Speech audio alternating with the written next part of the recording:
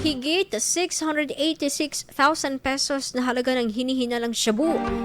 Nasamsam sa Dagupan City. Para sa detalye alamin sa ulat ni Idol Denise Brillante. 104.7 IFM. Report! Isang babae ang inaresto ng Dagupan City Police Office sa bypass operation na ikinasa sa barangay Lukaw, Dagupan City.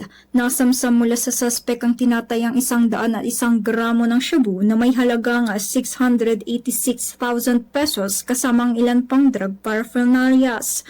Ayon sa investigasyon ng pulisya, hinihinalang pusher ang suspect na ngayon ay himas rehas sa kustodiya ng Dagupan City Police Office.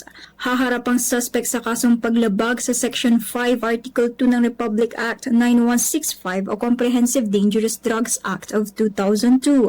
Kasama mo mula rito sa IFM News Dagupan, ito si Idol Denise Brillante, Tatak, IFM. IFM News. IFM News. IFM News.